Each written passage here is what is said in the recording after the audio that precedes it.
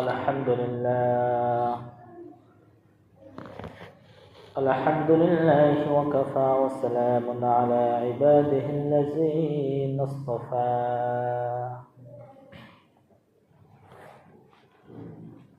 أما بعد فأعوذ بالله من الشيطان الرجيم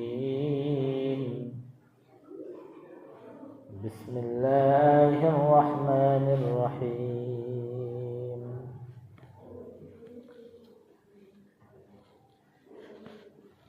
وما خلقت الجن والإنس إلا ليعبدون وقال تعالى أفحسبتم أنما خلقناكم عبثا وأنكم إلينا لا ترجعون فقد قال رسول الله صلى الله عليه وسلم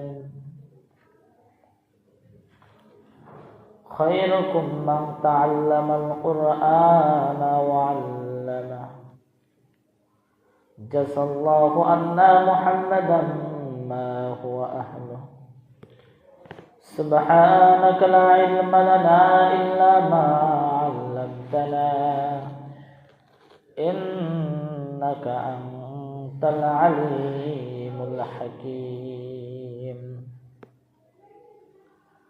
جزى الله عنا محمدا ما هو أهله قال رب اشرح لي صدري ويسر لي أمري واحلل عقدة من لساني يفقه قولي وبك نستعين يا مستعان شكرا لك اللهم صل على محمد وعلى آل محمد كما صليت على إبراهيم وعلى آل إبراهيم إنك حميد مجيد اللهم بارك على محمد وعلى آل محمد كما باركت على إبراهيم وعلى آل إبراهيم إنك حميد مجيد মহান আল্লাহ পাক রব্বুল আলামিন আমাদেরকে পবিত্র জুমার দিন আল্লাহ তাআলার ঘরে আশ্রম বসার তৌফিক দান করেছেন। এই জন্য আমরা সকল অন্তরস্থল থেকে শুকরিয়া আদায় করি আলহামদুলিল্লাহ।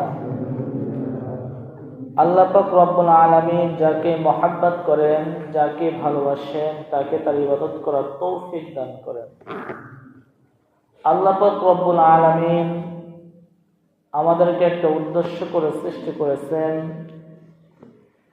প্রত্যেকটা মানুষের উদ্দেশ্য আছে, ঠিক আল্লাহ পাক রব্বুল আলামিনের উদ্দেশ্য করে আমাদেরকে সৃষ্টি করেছেন। আল্লাহ পাক রব্বুল আলামিনের উদ্দেশ্য হলো আমি আল্লাহ পাক রব্বুল আলামিন মানুষ এবং জিন জাতিকে সৃষ্টি করেছি শুধুমাত্র আমার ইবাদত করার জন্য। কি করার জন্য সৃষ্টি করেছেন? শুধুমাত্র আমার ইবাদত করার জন্য। এই দুনিয়াতে আল্লাহ পাক রব্বুল আলামিনকে যে যত বেশি ভাবে চিনেছে, সে তত বেশি আল্লাহ তাআলার ইবাদতে মুগ্ধ হয়েছে, তার তত বেশি ইবাদত করতে মন চাইতেছে। আজ দুনিয়াতে আমি আপনি আল্লাহর হুকুম আহকাম যদি ঠিক মতো মানতে পারি, এই দুনিয়াতেও সফল কাম, পরকালেও সফল কাম। আজ দেখা যায় আমি আপনি দুনিয়ার খেলতামাশায় অনেকটাই ব্যস্ত, কিন্তু দিনের কাজে আজ আমি আপনি মোটেই ব্যস্ত নয়। দুনিয়ার কোনো কাজে যদি আপনার কাছ থেকে কোনো আর্থিক সাহায্য চায়, সকলেই দিতে রাজি হয়, কিন্তু পরকালে যে কিছু, পরকালের জন্য কিছু চাওয়া হয়, এটা আজ আমি আপনি দিতে রাজি নয়। আজ আমি আপনি দুনিয়ার লাভটাই বেশিরভাগ খুঁজি, কিন্তু সাহাবা ইকরাম দুনিয়ার লাভটা খোঁজেন নাই। সাহাবা ইকরাম খুঁজেছেন পরকালের লাভটা। দুনিয়ায় কষ্ট করতে রাজি আছেন, কিন্তু পরকালে কষ্ট করতে রাজি নাই। আর আমাদের অবস্থা হয়েছে উল্টাটা। আজ আমি আপনি দুনিয়াতে শান্তি করতে চাই, পরকালে কি হবে এটা আমার আপনার দরকার নাই। কিন্তু আল্লাহ রাসূল সাল্লাল্লাহু আলাইহি ওয়াসাল্লাম সাহাবীদেরকে বলে দিয়েছেন যে দুনিয়া মুসলমানদের জন্য হলো কয়েদখানা আর হিন্দুদের জন্য জান্নাত। কিন্তু আজ আমি আপনি দুনিয়াটাকে জান্নাত বানাইতে চাই, পরকালের জান্নাতে যাইতে চাই না। কিন্তু সাহাবায়ে কিরাম দুনিয়ার জান্নাত চান নাই, কিন্তু পরকালের জান্নাতে চেয়েছেন। তারা দুনিয়া চান নাই ঠিক আছে, কিন্তু পরকালের জান্নাত তারা চেয়েছেন। দুনিয়াতেও তারা সফল কাম হয়েছে, পরকালেও তারা সফল কাম। হযরত আবু বকর সিদ্দিক রাদিয়াল্লাহু তাআলা আনহুর কথা সকলেই জানেন। দিনের কাজে সে কতটাই অগ্রাধিকার ছিলেন। যখনই দিনের কোনো কথা হইতো, দিনের ব্যাপারে কোনো সহযোগিতার কথা বলতেন রাসূল, সর্বপ্রথম হযরত আবু বকর সিদ্দিক রাদিয়াল্লাহু তাআলা আনহু দাঁড়িয়ে যাইতেন। হুজুর পাক সাল্লাল্লাহু আলাইহি ওয়াসাল্লাম সাহাবীদেরকে হুজুর পাক সাল্লাল্লাহু আলাইহি ওয়াসাল্লামের মনের ভাব বিস্তার করাইতেছেন। বলতেছেন, আমার সাহাবারা আমার কাছে অমুক অমুক জিনিস ভালো লাগে। সাহাবায়ে কিরামও বলতেছেন, আমার কাছে অমুক অমুক জিনিস ভালো লাগে। এরপর হযরত আবু বকর সিদ্দিক রাদিয়াল্লাহু তাআলা আনহু বলেন, ইয়া রাসূলুল্লাহ, ইয়া হাবিবাল্লাহ, আমার কাছেও তিনটি জিনিস ভালো লাগে। কয়টি জিনিস ভালো লাগে? তিনটি জিনিস হযরত আবু বকর সিদ্দিক রাদিয়াল্লাহু তাআলা আনহুর কাছে ভালো লাগে। হুজুর পাক সাল্লাল্লাহু আলাইহি ওয়াসাল্লামের কথা শুনে আবু বকর হুজুরকে বলতে লাগলেন, হুজুর, আমার যে তিনটি জিনিস ভালো লাগে এর ভেতর একটি হলো আমার মন চায় আমার মেয়েকে আপনার সাথে বিবাহ দিতে। কি মন চায়? আমার মেয়েকে আপনার সাথে বিবাহ দিতে মন চায়। আবু বকরের যে মনের চাহিদা, যে রাসূল যদি আমার জামাই হয় আর আমি যদি রাসূলের শ্বশুর হই, আমি দুনিয়াতেও সৌভাগ্যবান, পরকালেও সৌভাগ্যবান। এর যে মনের চাহিদা আল্লাহ পাক রব্বুল আলামিন কবুল করছেন। মা আয়েশা সিদ্দিকা রাদিয়াল্লাহু তাআলা আনহা হুজুর পাক সাল্লাল্লাহু আলাইহি ওয়াসাল্লামের সাথে বিবাহে আবদ্ধ হয়েছেন। সুবহানাল্লাহ। তার যে মনের এই দুনিয়ার কোনো আশা ছিল না, দুনিয়ার কোনো লোভ লালসা আবু বকরের ছিল না, যে পরকালে আমি হুজুরের শ্বশুর হয়ে উঠতে চাই, এটাই তার মনের আকাঙ্ক্ষা ছিল। আজ দুনিয়াতে দেখা যায় যে যাকে বেশি মহাব্বত করে, যে যাকে বেশি ভালোবাসে, তাকে তত কাছে পেতে মন চায় দুনিয়ার। ঠিক আবু বকর সিদ্দিক রাদিয়াল্লাহু তাআলা আনহু হুজুরকে এতটাই বেশি ভালোবাসতেন। আবু বকর সিদ্দিক রাদিয়াল্লাহু তাআলা আনহু হুজুরের থেকে 2 বছরের বড় ছিলেন, কিন্তু আবু বকর সিদ্দিক রাদিয়াল্লাহু তাআলা আনহুর এতই ভালোবাসা যে নবী যদি আমার জামাতা হয়, আমার কতই না সৌভাগ্যবান আমি হয়ে যাব। ঠিক আল্লাহ পাক রব্বুল আলামিন আবু বকর সিদ্দিক রাদিয়াল্লাহু তাআলা আনহুর কথা কবুল করছেন। এ মুসলমান, আবু বকর সিদ্দিক রাদিয়াল্লাহু তাআলা আনহু রাসূলকে বলেন, ওগো রাসূল, আমার দ্বিতীয় পছন্দ আপনি কি জানেন?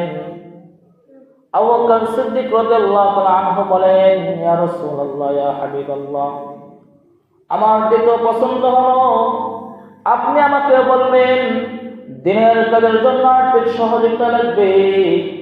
আমি আবু বকরের মন চাই আমার ঘরে যে যে জিনিস আছে আমি সমস্ত জিনিস দিনের কাজের জন্য দিতে পছন্দ। সুবহানাল্লাহ। এ মুসলমান, একটি গাজওয়াতুল হিন্দের ঘটনা। হুজুর পাক সাল্লাল্লাহু আলাইহি ওয়াসাল্লাম আদেশ করেছেন, আমার সাহাবারা যুদ্ধের জন্য মাল আসবাবের প্রয়োজন, আমাদের কিছু আসবাবপত্র দরকার। সমস্ত সাহাবায়ে কিরাম যার যার ঘরে চলে গেছেন। ঘরে যাওয়ার পরে যার যে সামর্থ্য আছে ওই সামর্থ্য অনুযায়ী হুজুরের দরবারে উপস্থিত করেছেন। এক সাহাবা 3 ভাগের 1 ভাগ নিয়ে এসেছে, অমুক সাহাবা 10 ভাগের 1 ভাগ নিয়ে এসেছে। হযরত আবু বকর সিদ্দিক রাদিয়াল্লাহু তাআলা আনহু জিজ্ঞাসা করছে, ও ও আবু বকর, তুমি যে ঘরের সমস্ত কিছু নিয়ে এসেছো, আবু বকর তুমি ঘরে কি রেখে এসেছো? আবু বকর সিদ্দিক রাদিয়াল্লাহু আনহু বলে, ইয়া রাসূলুল্লাহ, ইয়া হাবিবাল্লাহ, আপনি যখন এই দিনের জন্য চেয়েছেন, আমার মন চাই ঘরের সমস্ত কিছু আপনার দরবারে হাজির করি। আমার ঘরে শুধুমাত্র আপনাকে এবং আপনার আল্লাহকে। সুবহানাল্লাহ। হুজুর পাক সাল্লাল্লাহু আলাইহি ওয়াসাল্লাম দেখেন, ঘরেতে সুই পর্যন্ত থাকে, ওই সুই পর্যন্ত দিনের কাজের জন্য আবু বকর রাদিয়াল্লাহু আনহু নিয়ে এসেছেন।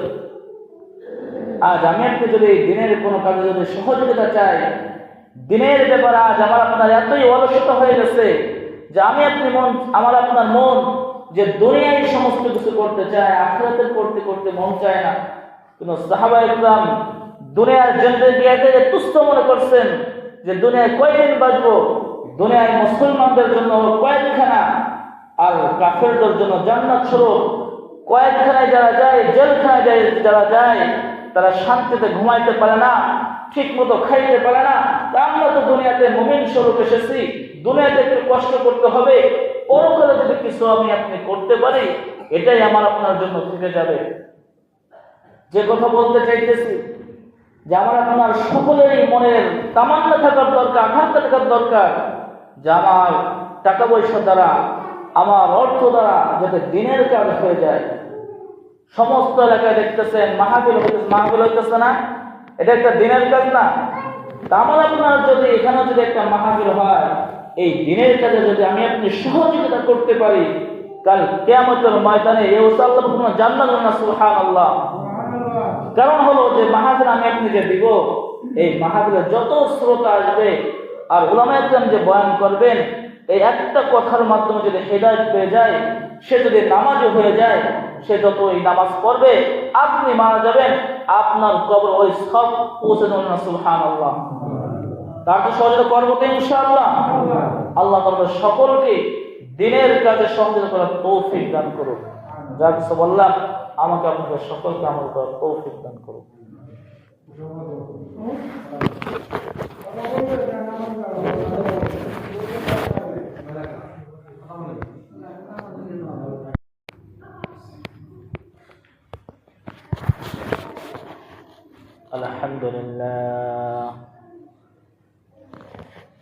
الحمد لله وكفى وسلام على عباده الذين اصطفى.